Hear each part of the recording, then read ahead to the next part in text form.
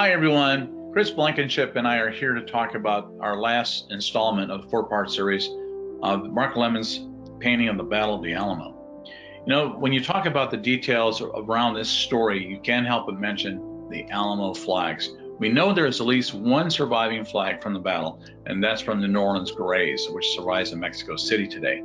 But did you know there's probably several others that may have been there at the battle?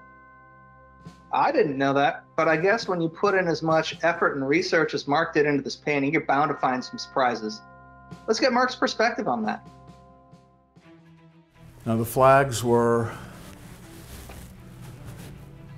always, in the Alamo story, are always controversial.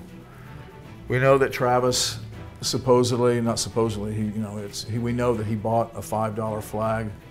I believe it was in San Felipe before he came to the Alamo.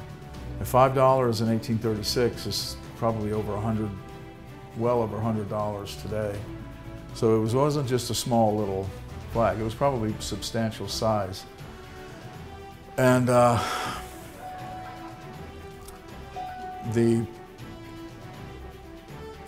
best candidate for that flag is what has been called the default or de facto flag of the Revolution, which is the Lone Star and Stripe flag. It later became the flag of the Texas Navy. But in 1836, it was a well-known revolutionary flag. It probably was available. Merchants probably had it or could get it. And that's what a lot of scholars think was the actual flag that Travis brought to the Alamo. Now, there's also a flag that is well documented. It's the most well-documented flag at the Alamo. It was the two-star tricolor that represents Coahuila and Tejas.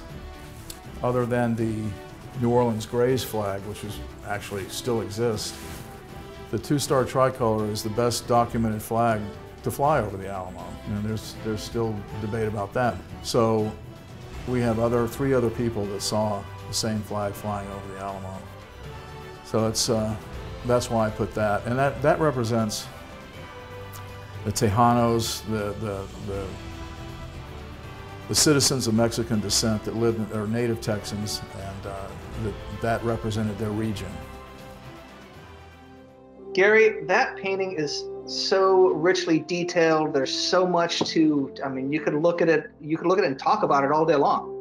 Yes, and one little side note that we want to bring here is that Mark's young daughter, Angelina, a budding artist following the footsteps of her father, actually worked with her dad on this project, and she painted herself into the area, into the landscape outside the walls of the battle.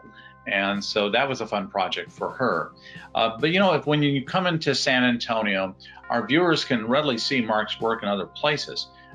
His work is on display at the lobby of the Emily Morgan Hotel. It's a scene of what the Alamo would have looked like at dawn after the Mexican army had vacated San Antonio in 1836.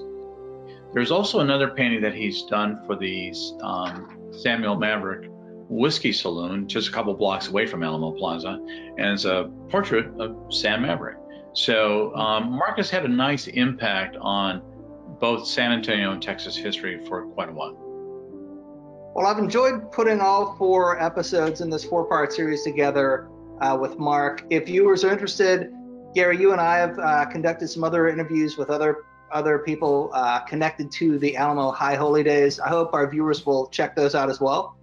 Thanks a bunch. It's been fun working with you on this one, Gary. Everyone take care, and thank you. Thanks, Chris. See you later.